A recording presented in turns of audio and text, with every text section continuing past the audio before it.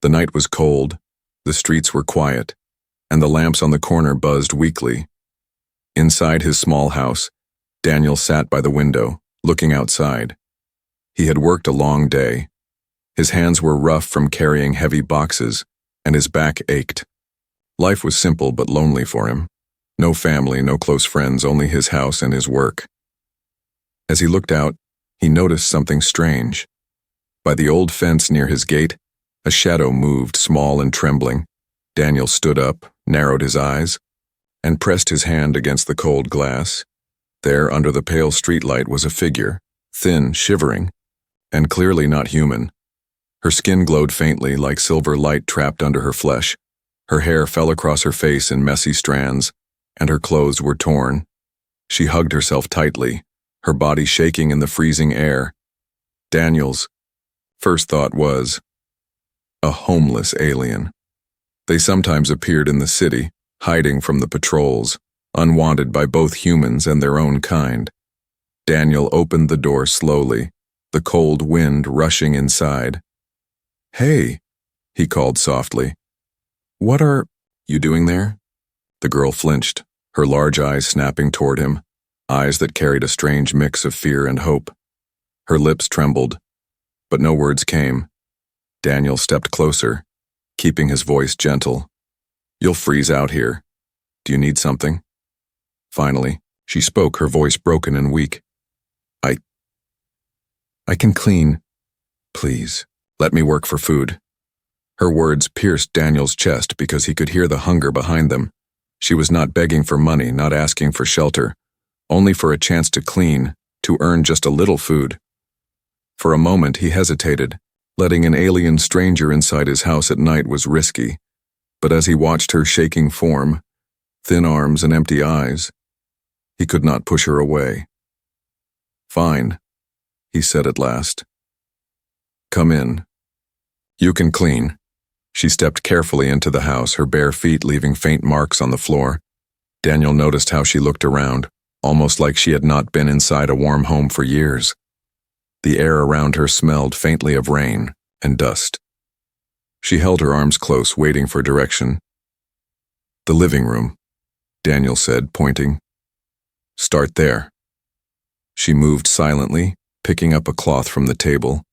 At first her hands shook, but then she began to wipe the dust off. The shelves, there was something almost graceful about her movements. Even though she was weak, she cleaned with focus, as if every corner of dirt mattered. Daniel leaned against the doorframe, watching her carefully. The way her glowing patterns flickered softly when she moved made the room feel less empty. She worked. Daniel noticed the way her eyes sometimes lingered on simple objects.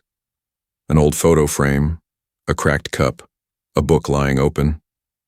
She touched them with the tip of her fingers, almost like she was remembering something. It was strange, as if she had once lived in a place like this, but long ago. After an hour, the living room looked brighter than before. Dust was gone, the shelves were neat, and the floor was clean. The girl leaned against the wall, breathing heavily, her body weak. Daniel finally placed a plate of bread and soup on the table. Her eyes widened, glowing with hunger and disbelief. She hurried to the table, sat down, and began to eat. Every bite looked like a treasure to her, her hands shaking as she lifted the spoon. Tears rolled down her cheeks, mixing with the food. She whispered softly, "Thank you. Thank you." Daniel said nothing, just sat across the table watching her eat. Inside, his chest felt heavy. He had seen hungry humans before, but this girl's desperation was different. It was like she had not just starved, but also lost every piece of safety in her life. When she finished, she sat still for a moment, holding the empty bowl. Her glowing patterns dimmed slightly and her eyes lowered. Daniel finally asked, "What's your name?" She froze as if the question carried danger. Then very slowly she whispered, "Lyra." The name hung in the air like a secret. Daniel felt there was more pain, more mystery, something hiding behind that name. But she said nothing else, only lowered her gaze. For the first time that night, Daniel realized this was not just a homeless alien. This was someone running from a past, carrying a story too heavy for her small frame. Outside, the wind howled, shaking the windows. Inside, the small house was quiet. Only the sound of her soft breathing remained. Daniel leaned back in his chair, unsure of what he had just allowed into his life. A stranger, yes, but also a mystery, glowing faintly in the dark, and though he did not know it yet, this night would change everything. The next morning, Daniel woke up early, but when he stepped into the living room, he was surprised. The place was shining, not like any usual cleaning he had seen. The old wooden floor looked brighter, the shelves were perfectly neat, and even the windows had a clear glow. It was as if the dust itself had vanished overnight. He looked around, and there she was, Lyra, the alien girl, sitting quietly near the corner with her knees pulled to her chest. Her eyes were half closed, as if she had stayed awake the whole night. Daniel frowned. "You didn't sleep?" She shook her head softly. "I was afraid to close my eyes." Daniel said nothing, but inside questions started building. What was she so afraid of? Why did she work like her life depended on it?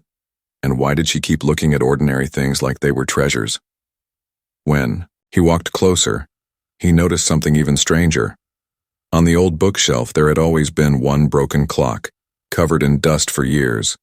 But now it was not only clean, it was ticking. Daniel's eyes widened. That clock, it hasn't worked for a long time. Lyra lowered her gaze, her fingers playing with the hem of her torn dress. "I only touched it," she whispered. And it started again. A chill passed down his spine. It wasn't normal. This girl was not just some weak cleaner. She carried something else, something hidden. But before he could ask, she quickly stood up and said, "I can clean more." She hurried to the kitchen, picking up a cloth, avoiding his eyes. Daniel followed slowly, watching. As she moved around the kitchen, he noticed her glowing skin patterns flicker when she touched things, the cracked cup on the counter, smooth again, the rusty sink, shining with faint silver light. Every touch of hers seemed to breathe life into dead objects. Daniel whispered to himself, "She's not just cleaning. She's fixing what shouldn't be fixed." He stepped forward, trying to stop her. "Lyra, wait." But she froze suddenly, her hand resting on the kitchen wall. Her glowing patterns brightened and her body trembled. She gasped, almost collapsing. Daniel rushed to her side, catching her before she fell. "Hey, stop, you're hurting yourself," he said firmly. Her eyes, wide with fear, searched his face. I can't stop if I don't work, if I don't prove I'm useful. They will throw me out again." The words struck Daniel like a heavy blow. Thrown out again. By who? By her own people? By someone worse? He helped her sit down, placing a glass of water near her hand. But even while drinking, her gaze went back to the dusty corners of the house, restless. It was clear. This girl was trained or forced to believe that her only worth came from working. As the day passed, Daniel tried to carry on with his normal routine. He stepped outside for errands, bought groceries, and when he returned, he found her again, standing in his study, staring at the desk. His old journal lay open, and she was gently touching the yellowed pages. Her face carried a strange expression, like she could feel the story written there. "Do you read human writing?" Daniel asked, a little sharper than he meant. She jumped back, her glowing patterns dimming instantly. I wasn't stealing. I just wanted to see," she stammered. Daniel sighed, closing the journal. "I didn't say you were stealing," but inside, he could not deny the unease. Why was she drawn to old things? Why did her hands bring broken items back to life? And why did she look at his house with such familiarity? As evening fell, Daniel noticed another thing. Though she worked without stopping, she never asked for anything more than a little food. No demand, no complaint, only that same desperate plea in her eyes. "Don't send me away." After dinner, Daniel sat across from her again. He studied her carefully. "Lyra, why are you really here?" She froze, her spoon halfway to her mouth. For a long moment, silence filled the room. Finally, she whispered, "I can't tell. If I tell, you'll be in danger too." Her words cut deeper than any explanation. Danger. From who? From what? Daniel wanted to push her for answers, but her trembling hands stopped him. He saw the fear there, raw and real, and he knew forcing her would break her. That night, when Daniel went to his room, he left the door slightly open, just in case she needed something, but even from his bed, he could hear her soft footsteps moving across the house, cleaning, fixing, touching every broken thing like she was erasing dust, not just from his house, but from her own haunted past. As he drifted into uneasy sleep, one thought kept echoing. In his mind, who exactly had he let inside his home? A homeless alien or something far more dangerous and broken? The next day started quietly, but Daniel noticed something unusual as soon as he walked into the kitchen. The plate he had left for Lyra was still untouched. The bread was dry now, and the soup had cooled. He frowned, confused. "Didn't you eat?" Lyra was sitting by the window, knees pulled up to her chest, staring outside. Her glowing patterns were dim, almost fading. She turned her head slowly, her eyes hollow and tired. "I don't eat much," she said softly. "I'm used to it."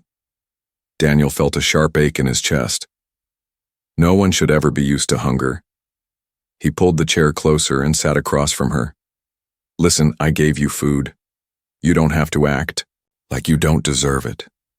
Her lips trembled, her voice barely a whisper. "On the streets, food is for the strongest. If I eat too much, someone else suffers, so I learned to take less." Daniel stared at her in silence. It wasn't just physical hunger. It was a wound carved into her mind. She had lived so long in emptiness that even now, with food in front of her, she couldn't believe it was truly hers. Finally, he pushed the plate back toward her. "You're not on the streets anymore, Lyra. In this house, the food is yours. Eat." At first, she hesitated, but when she picked up the bread, her hands shook violently. She bit into it, slowly at first, then faster, like every bite was a fight between habit and need. Tears spilled down her cheeks, and she covered her face. Ashamed, "I'm sorry, I can't stop." Daniel reached across the table, his voice gentle. "Don't be sorry. Just eat." For the first time, she ate until her stomach was full, and when she was done, she looked at him with eyes wide in disbelief. Her patterns glowed faintly brighter, as if her body was finally remembering what it meant to be alive. But later, as Daniel washed the dishes, he noticed something. The girl had slipped quietly into the living room. Crouching near the old fireplace, she wasn't cleaning. She was staring at the ashes with a strange expression. When he walked closer, he saw her hands trembling over the black dust, almost as if she wanted to bring the fire back, but was afraid. "To try, Lyra," Daniel said carefully. "You can tell me what's going on." She looked at him quickly, fear flashing in her eyes. "No. If I speak, you'll hate me. You'll throw me away." Daniel shook his head. "You think food and shelter are only earned by silence? That's not how it works here." But her face turned away, stubborn and scared. Whatever secret she carried, it was not ready to come out. That night, Daniel thought she would finally rest, but when he woke up in the middle of the night, he found her again. She was in the kitchen, holding an apple from the basket, not eating it, just staring at it like it was too precious to touch. "Why don't you eat it?" he asked quietly, startling her. She gasped, almost dropping it. I was saving it," she whispered, "for tomorrow or the day after, in case you change your mind." Daniel felt his throat tighten. She still believed kindness was temporary, that any moment the door would open and she would be thrown out again. Slowly, he took the apple from her trembling hands, cut it in half and handed one piece back. "Then let's share it now. That way you don't have to save tomorrow. You can start living today." Her lips parted, her eyes shimmered, and for a long time she just stared at him. Finally, she bit into the apple, and a faint smile broke through her sadness. It was the first time he had seen her smile, small, fragile, but real. The next morning, as Daniel prepared to leave for work, He found Lyra sweeping the floor again, but this time she paused, looked at him, and said something unexpected. "Thank you for letting me eat until I was full." Her voice was shaky, but there was warmth in it too. It was as if, for the first time in years, she had tasted not only food, but safety. Yet as Daniel stepped out the door, he couldn't shake the unease. In his heart, this girl was too broken, too careful, too secretive. Her fear wasn't just of hunger, it was of being hunted, and deep down, he knew the empty stomach was only the beginning. The real hunger she carried was for something much bigger than food, and when that hunger surfaced, it would bring danger right into his home. The night was quiet. Too quiet. Daniel lay in his bed, eyes half closed, trying to let sleep take him. But the silence was broken by something faint. A sound soft at first, like a footstep. He held his breath, listening. There it was again. Creak, creak. The floorboards in the hallway just outside his room. Daniel sat up, heart beating faster. He wasn't the kind of man who got scared easily, but this was his house, his private space, and the thought of someone moving around at night, it didn't sit right. He stood, careful not to make a sound. The old lamp on his bedside table flickered as he touched it. The air in the hallway felt colder than usual. He pushed the door open slowly. In the dim light, he saw her, Lyra, standing, only a few steps away. Her glowing skin pattern shimmered faintly, almost like frightened fireflies. Her hands were clenched, her chest rising and falling quickly, and most of all, her eyes, wide and wet, locked on his door. "Lyra?" Daniel whispered, his voice sharp but controlled. "What are you doing here?" She flinched like a child caught doing something wrong. I heard noises," she whispered back. Her voice was so low he could barely catch the words. "I thought something was in the house and I didn't want you to be hurt." Daniel blinked, his suspicion colliding with confusion. He was sure the noise he heard was her, but the way she spoke, trembling, looking past him into the dark room. She wasn't lying, at least not fully. "What noise?" he asked carefully. She shook her head quickly, pressing her hands over her ears. "Scratching. Whispers. I don't know," she muttered. Her whole body shivered, like a cornered animal. Daniel stepped forward slowly, putting a hand on her shoulder. "Easy. There's nothing here but us." But her eyes darted back toward his room, toward the corner where the shadows were thick, and Daniel couldn't help but glance there too. The darkness looked deeper than before, as if hiding something unseen. "Come on," he said, trying to sound calm. He guided her toward the living room. Once there, he lit a small lamp and placed it on the table. The glow pushed away the shadows. Lyra sank into a chair, clutching her knees. Daniel studied her carefully. "You're not telling me everything," he said. Her head dropped, her long hair covering her face. "I can't," she whispered. "If I tell, they'll find me faster." That word, "they," made his stomach twist. Who was chasing her? Why did she think even words could draw them closer? Before he could ask, another sound echoed. This time, Daniel heard it clearly. A thump, faint but real, from the attic above. His breath caught. He hadn't been in the attic for months. No one should be up there. Lyra's eyes widened in terror. She shook her head violently. "No, don't go, please don't open it," she begged. Her hands grabbed his arm with surprising strength. Daniel frowned. "If something's in my house, I need to know." Her glowing patterns flickered brighter, pulsing with fear. "You don't understand," she whispered. "Some doors, once opened, never close again." Daniel's skin crawled at her words, but he couldn't let fear rule him. He pulled his arm free gently. "Stay here," he said firmly. Then he grabbed a flashlight and made his way to the attic ladder. Every step creaked under his weight. The silence pressed on him, heavy and suffocating. When he reached the top, he shone the light around. Dust, boxes, old furniture. Nothing unusual, at least at first glance, but then, in the far corner, he saw it. A set of marks scratched into the wooden beam. Not fresh, but not old either.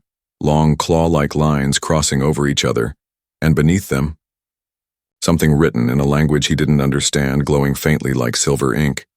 Daniel's mouth went dry. He stumbled back. The marks weren't his, and they weren't human. From below, Lyra's voice trembled. "Did you see it?" she whispered, though she couldn't possibly know what he saw. "Yes," Daniel answered slowly, his throat tight. "What is it, Lyra?" Her silence was heavy. Finally, she spoke. So soft it barely reached him. "It means they've already been here." Daniel froze, his grip on the flashlight tightening. The attic suddenly felt too small, too dark. He hurried back down, slamming the ladder shut. His heart pounded in his chest as he faced her again. She was trembling, rocking back and forth, her eyes full of tears, her voice cracking. "You shouldn't have looked. Now you'll see them too." The words struck him cold. For the first time since she entered his house, Daniel wasn't sure if he had given shelter to a victim, or if he had opened his door to a storm that was about to destroy them both. The night dragged on after the attic incident. Daniel locked the ladder tight, but his mind could not rest. Those strange marks, that glowing script, it haunted him, and Lyra's trembling words kept echoing in his head. "Now you'll see them too." He tried to sleep, but every creak of the house made him tense.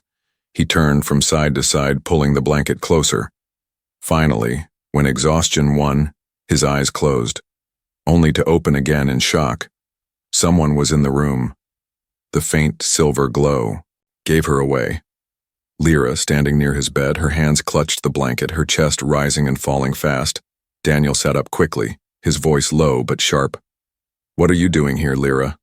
Her lips parted, trembling. I didn't want to be alone," she whispered. Her eyes darted to the window as if she expected something outside. Daniel followed her gaze, but the glass only reflected the dark night. Still, he felt it too. The uneasy weight of being watched, he sighed, rubbing his forehead. "You can't keep sneaking into my room," he said, trying to sound stern. But when he looked at her closely, his tone softened. Her face was pale, her glowing patterns dim. She wasn't here out of mischief. She was here out of raw fear. "Please," she whispered again, "don't send me away tonight." "Just tonight." Her voice cracked and she hugged herself tightly. Daniel's chest tightened. He could have ordered her out, but something in her eyes stopped him. They weren't the eyes of a liar. They were the eyes of someone haunted. "Sit," he finally said, motioning to the chair near the bed. But instead, Lyra shook her head. Slowly, nervously, she sat on the edge of the bed itself, as if she needed closeness just to breathe. Daniel exhaled, uneasy but silent. "Tell me the truth, Lyra. Why are you so afraid?" he asked. Her hands gripped the blanket, her voice shaking. "They don't like when I rest. When I stop moving, they whisper louder. I thought, maybe near you, the voices will fade." Daniel froze. Whispers? Voices? He thought back to the attic scratches, the faint sound he heard before. Could she be right? Was there something more in his house than just dust and memories? She leaned closer, lowering her voice. "Back in my world, they called me marked," she confessed. "They said I carried something dangerous, that my touch woke things that should sleep forever." Her words sent chills down Daniel's spine. He remembered the clock ticking again, the sink shining, the claw marks above. "Pieces of a puzzle he didn't want to solve, Lyra," he said carefully. "If that's true, why come here? Why me?" Her eyes filled with tears. "I didn't choose," she whispered. "I was chased. I ran until I had nothing. No place, no food, no hope. And then I saw you." Daniel stared at her.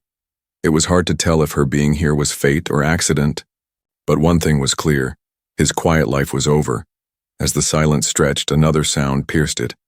A tap, faint but sharp, at the window. Both of them whipped their heads toward the glass. The curtains swayed slightly, though the night outside was still.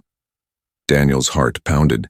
He jumped from the bed, pulling the curtain aside with one swift motion. Nothing. Just the dark street, empty and cold. But when he turned back, Lyra was curled on the bed, hands pressed to her ears. "They're here," she whispered, her voice breaking. "They never stop following."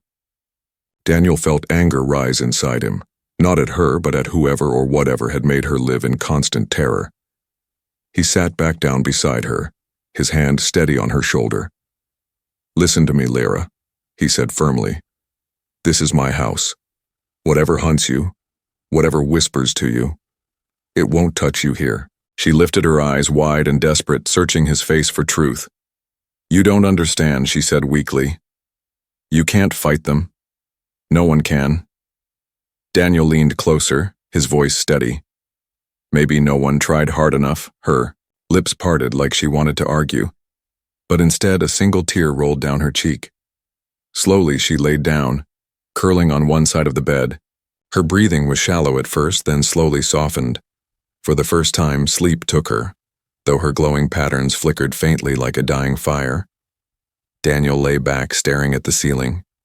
He knew letting her stay in his bed was crossing a line of safety, but he also knew if he had pushed her out, she would have shattered. Some part of him had already made a choice, and though he didn't realize it yet, that choice would bind his fate to hers. The house remained quiet, but Daniel couldn't shake the feeling that the silence wasn't natural. It was waiting, watching, like the darkness itself was holding its breath. And in that silence, with Lyra asleep beside him, Daniel realized the truth. The danger wasn't outside anymore. It was already inside his walls, inside his bed, and soon it would demand a price. The morning sun spilled weak light through the curtains. Daniel woke with a stiff back, but his eyes opened to something more unsettling than pain. Lyra was still, lying beside him, her glowing skin patterns faint like dim embers. She looked smaller, weaker, as if the night had drained her instead of giving her rest. Daniel sat up slowly, rubbing his eyes. For a brief moment he wondered if everything had been a dream. The attic scratches, the whispers, the tapping at the window. But when he looked, at her fragile form curled on the bed, reality returned, heavy and sharp.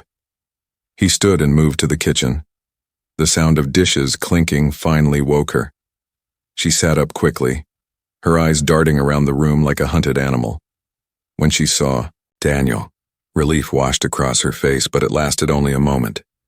Then her shoulders slumped, as if the weight of her secret pressed her down again. "Sit," Daniel said firmly, setting bread and water on the table. She obeyed, her hands trembling as she picked at the crust. He sat across from her, leaning forward, his tone steady but unyielding. "Lyra, enough half-truths. Last night wasn't just fear. Something is following you. You owe me the truth now." Her eyes filled with panic. "No," she whispered. "If I tell you, you'll send me away. Or worse, you'll try to help and then they'll take you too." Daniel's jaw tightened. He wanted to slam his hand on the table, demand answers. But one look at her shaking frame stopped him. She wasn't hiding out of pride. She was hiding out of terror. He softened his voice. "Listen, I already let you in. I already saw the marks in the attic. I already heard the noises. I'm already involved, whether you like it or not. So tell me, Lyra, what are they?" Her breath caught, and tears spilled down her cheeks. She whispered, as if, even speaking, the words might summon shadows. "They are the collectors." Daniel frowned. "Collectors?" She nodded, her eyes fixed on the table. "They hunt the marked, those who carry the spark inside. They don't care if we are guilty or innocent. They only care that we are different. Once they find us, they take us away. We never return." The word never echoed in Daniel's mind like a grave bell. "And you're marked?" he asked. Her hands trembled, her glowing patterns flickered like weak fire. "Yes. My touch, it wakes things. Machines, objects, even memories. It's not normal, it's dangerous. My people feared me, they cast me out. But the collectors," her voice broke, "they want me for what I carry inside." Daniel leaned back, his breath sharp, It explained everything, the clock ticking, the sink shining, the attic scratches that weren't his.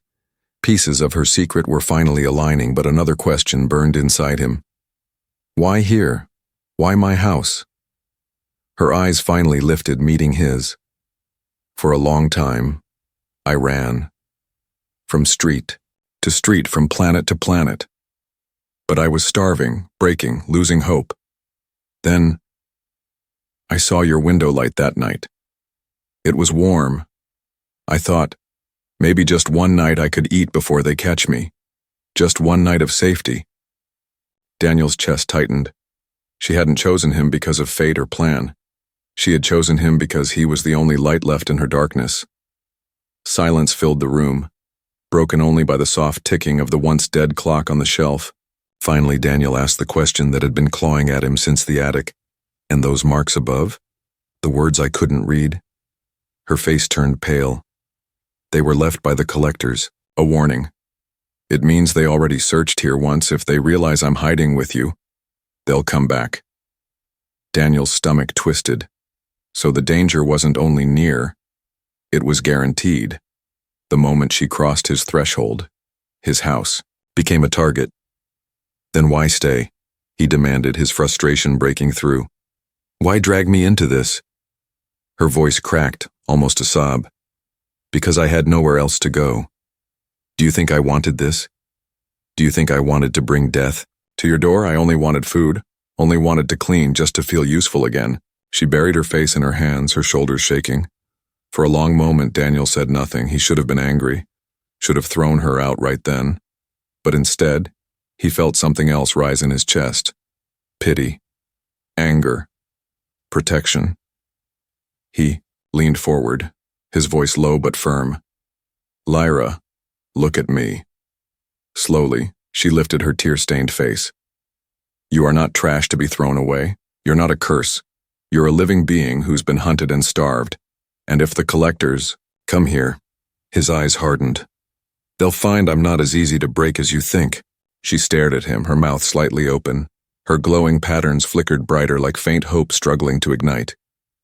No one has ever said that to me, she whispered. Daniel gave a faint smile, though his stomach churned with fear. Well, maybe it's time someone did. But even as he spoke, the old house groaned around them. A sound low and deep, almost like the earth itself breathing. Lyra's eyes widened in terror, her voice barely audible. They've found me. They're coming. The house shuddered again, a low groan rolling through the walls. Daniel froze, his breath sharp. Lyra's glowing patterns flickered wildly, like a flame in the wind. She pressed her back to the wall, whispering, They're here. The collectors.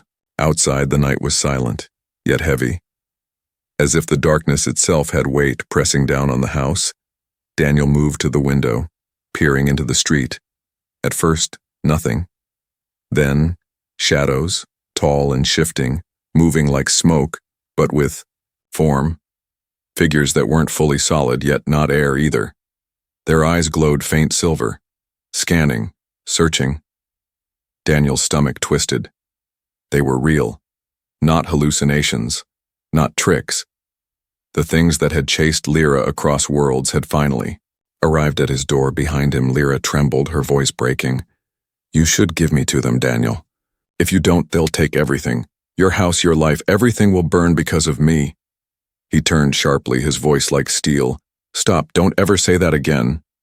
Her eyes widened, tears spilling. But it's true.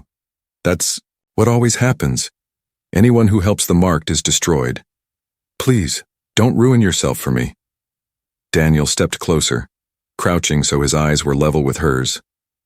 Listen to me. I've spent years in this house, living quietly, watching the world pass. No family, no one to care about, no one to fight for. And then you showed up, hungry, scared, but still trying to survive. You cleaned, you fixed, you cried, you begged. And for the first time in years, I felt like my life meant something. His voice softened, but his eyes never wavered. If they want you, they'll have to come through me. That's my choice, not yours. Lyra covered her mouth with her hands, sobbing silently. Her patterns glowed brighter now, not from fear, but from hope she couldn't believe was real. The walls shook again, harder this time, dust falling from the ceiling. The shadows outside pressed closer, their glowing eyes fixing on the house. One of them raised a long hand, pressing it against the window glass. Frost spread instantly across the pane, cracking the edges. Daniel grabbed the heavy iron rod he kept near the fireplace. It was nothing compared to whatever they were, but it was something in his hands, and sometimes a human didn't need more than that. He stood tall, his back to Lyra, his voice firm. "Stay behind me, no matter what happens." The first crack split the window. A whisper slid into the room, cold and sharp. "Give her to us." Daniel's grip tightened, his heart pounded, but his voice was steady. "No." The whisper grew louder, echoing through the walls. "She belongs to us. The marked are ours. You cannot keep her." Daniel's jaw clenched. He lifted the iron rod, pointing it at the shadows beyond the glass. "You don't get to decide that. Not here. Not in my house." The shadows pressed harder, the window rattling violently. Lyra gasped, clutching his "They'll kill you." Daniel looked at her, his eyes fierce. "Maybe, but listen carefully, Lyra. You cleaned my house, yes, but maybe tonight I can clean your life from fear. That's the deal." Her breath caught in her throat. For a moment she couldn't speak. Then, in a trembling whisper, she said, "No one has ever said words like that to me." The glass shattered. Icy shards sprang across the floor. The first collector pushed through, its body half shadow, half metal, its glowing eyes locked on Lyra. Daniel stepped forward, swinging the rod with all his strength. The metal connected with the creature's form, sparking as if striking steel. The collector staggered back, hissing like steam. Behind Daniel, Lyra cried out. Her glowing patterns flared brilliantly, brighter than ever before. The broken objects in the room trembled. The old clock ticked faster. The cracked cup hummed. The iron rod in Daniel's hands glowed faint silver. Daniel felt the weight shift, the rod suddenly stronger. Heavier, he realized. It was her power flowing into him. For the first time, she wasn't just a burden. She was fighting with him. Together, they faced the shadows pressing at the windows and doors. Daniel swung. She glowed, and the house itself seemed to resist the intruders. At last, the whispers grew weaker. The collectors retreated, their forms dissolving into the night. The frost melted from the windows and silence returned. Daniel collapsed to his knees, breathing hard. The glowing rod clattered to the floor, now only dull iron again. Lyra knelt beside him, her hands trembling as she touched his shoulder. You stood against them," she whispered, almost in disbelief. Daniel managed a tired smile. "Yeah, I told you. They don't get to decide your life." She stared at him, her tears shining like silver light. For the first time since she had entered his house, her voice carried no fear, only fragile hope. "Then, can I stay? Just a little longer?" Daniel looked at her, this broken but resilient alien girl who had stumbled into his life, and he knew his answer. "As long as you need. You're safe here. With me." The words hung in the quiet air, and, though the danger was not gone forever, that night in the warmth of a small house, a human choice had changed everything.